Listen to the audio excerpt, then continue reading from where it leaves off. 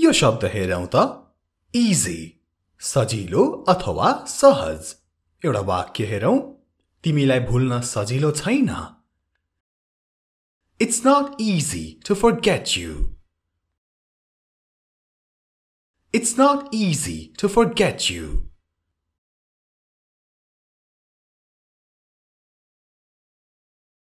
अर्को पनि वाक्य, यसलाई सहज रूपमा लिऊ। Take it easy. Take it easy.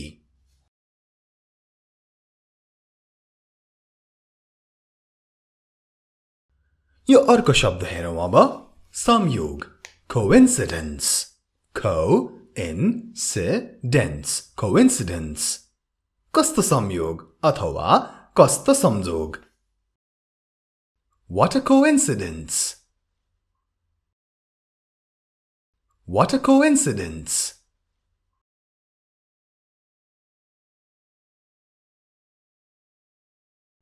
हाम्रो संयोगले भेट भयो। We met by coincidence. We met by coincidence. बुझिरहनु भएको छ नि हैन? आजको भिडियोमा हामी यसरी नै सारै महत्त्वपूर्ण अंग्रेजीका शब्दहरूको अभ्यास गर्नेछौं, नेपाली अर्थ र वाक्य सहित।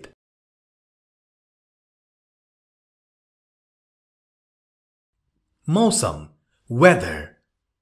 आजको मौसम कस्तो छ? How is the weather today? How is the weather today?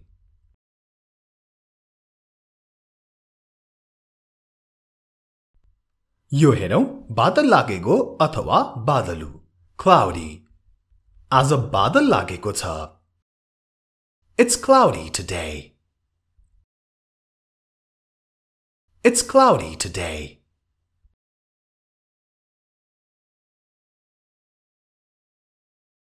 नकारात्मक, negative.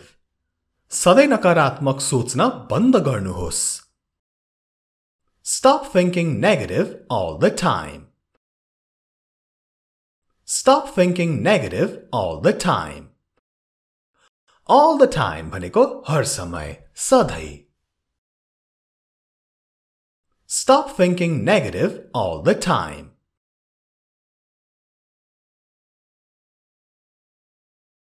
अब यो शब्द हामी भाग्यमानी भन्ने गर्छौं नि, अंग्रेजीमा lucky. तिमी त कस्तो भाग्यमानी मान्छे छौ। What a lucky person you are. What a lucky person you are.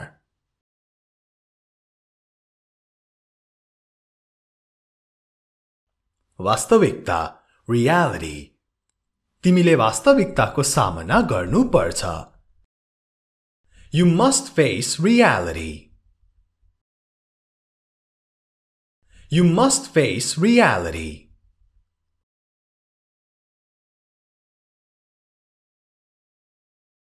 ईर्ष्यालु, ईर्ष्यालु भनेको jealous. तिमी किन यति ईर्ष्यालु छौ? Why are you so jealous?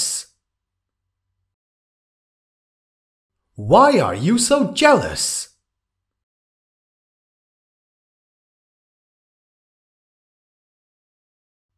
अनुमान अथवा अनुमान गर्नु, guess.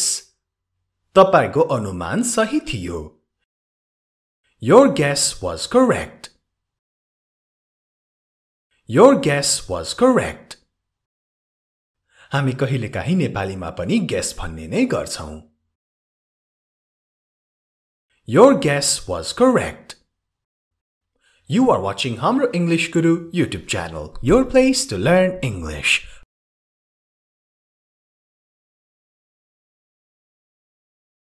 छिटो, छिटो मिठो अथवा छोटो मिठो, quick. छिटो गर, be quick. Be quick.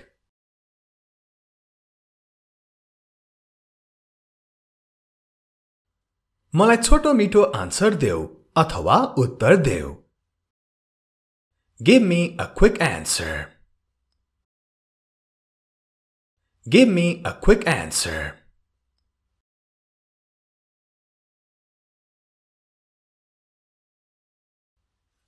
यो हेरौं त अब घमौरा हामी जुन घमौरा भन्ने गर्छौं अंग्रेजीमा prickly heat अथवा heat rash मेरो जताततै घमौरा छ I have heat rashes all over I have heat rashes all over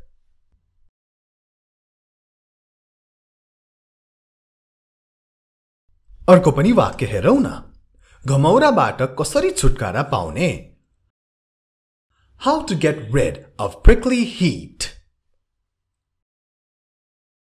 How to get rid of prickly heat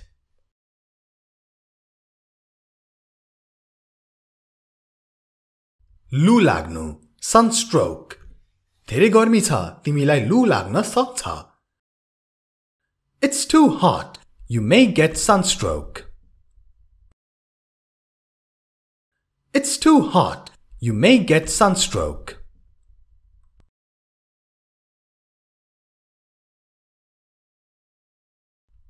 भिजाउनु अथवा ढड्याउनु soak चिसो पानीमा लुगा भिजाऊ Soak the clothes in cold water.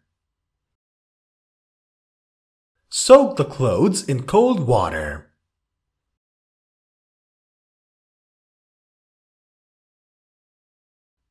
बाध्यता compulsion तिमी किन मेरो बाध्यता बुझ्दैनौ Why don't you understand my compulsion? Why don't you understand my compulsion?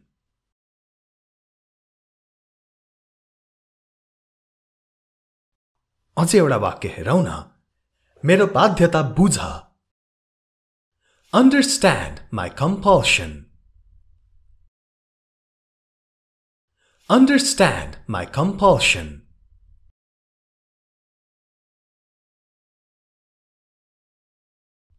खाली खुट्टा हामी जुन खाली खुट्टा भन्ने गर्छौं अंग्रेजीमा हामी त्यसलाई barefoot भन्छौं उनी प्राय खाली खुट्टा घुम्छिन् She often goes around barefoot She often goes around barefoot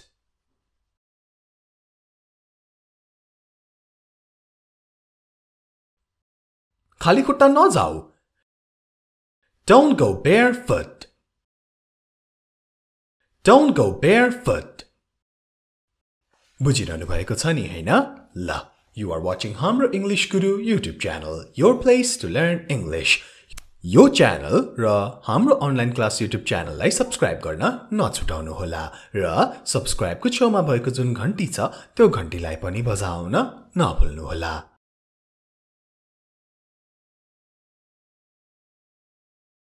मनमोहक अथवा लोभ्याउने खालको Enticing. कस्तो मनमोहक दृश्य What an enticing view. What an enticing view.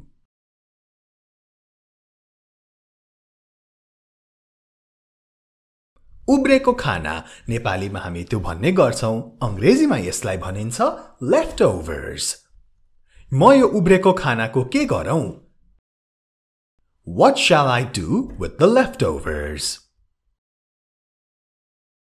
What shall I do with the leftovers?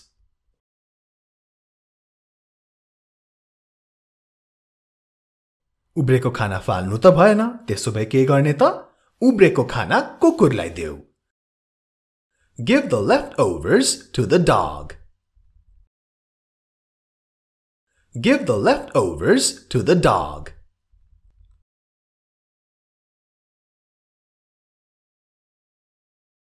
उदार generous उ त्यति उदार छैन He is not so generous He is not so generous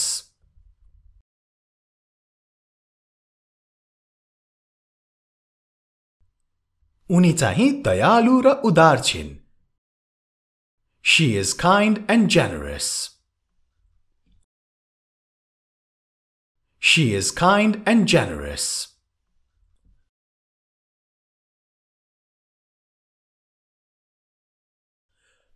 प्रामाणिक अथवा असली authentic authentic authentic वाक्य हेरौं कागजात असली हो भन्ने कुनै प्रमाण छैन There is no evidence that the document is authentic. There is no evidence that the document is authentic. Evidence भनेको चाहिँ प्रमाण There is no evidence that the document is authentic.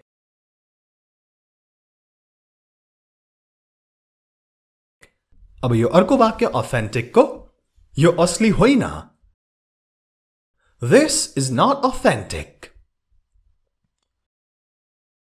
This is not authentic.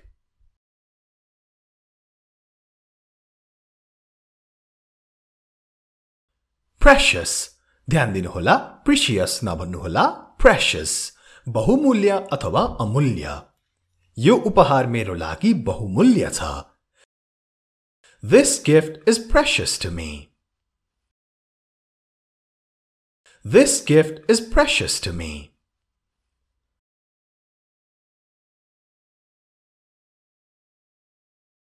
प्रत्येक क्षण अमूल्य छ. Each moment is precious. Each moment is precious. र यो एकदमै सही हो. Be sure to like and share this video.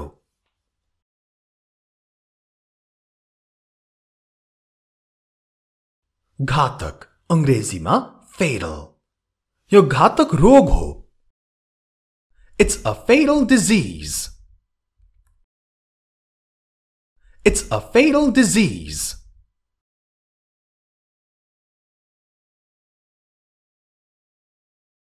कल्पना अथवा काल्पनिक दुनिया fantasy. ऊ काल्पनिक संसारमा बाँच्छ. He lives in a world of fantasy. He lives in a world of fantasy.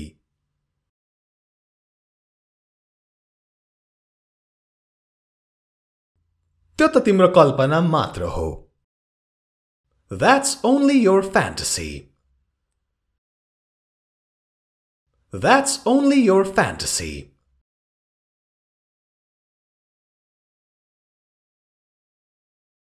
जसरी पनि anyhow. मैले यो जसरी पनि गर्नु पर्छ. I must do it anyhow. I must do it anyhow.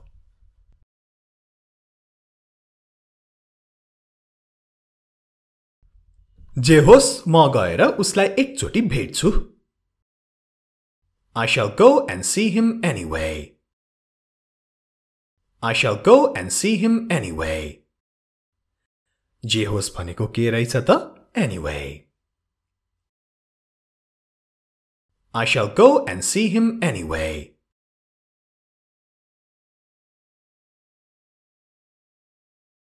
Offend. अपमान गर्नु अथवा चित्त दुखाउनु.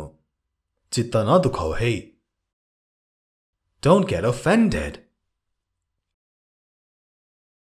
Don't get offended.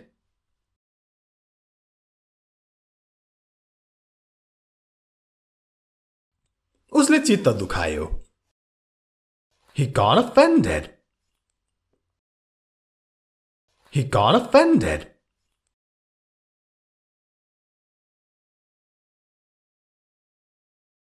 मनसाय अथवा नियत intention. अब यो वाक्य हेरौ त यसको. मलाई माफ गर मैले तिम्रो चित्त दुखाए तर मेरो मनसाय त्यो थिएन. I'm sorry I offended you but it wasn't my intention. I'm sorry I offended you but it wasn't my intention.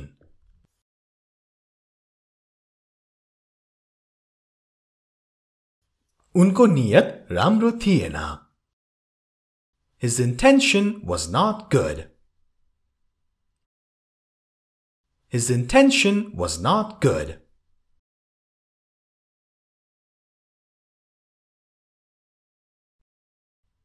त्यो गर्नुमा तिम्रो मनसाय के थियो?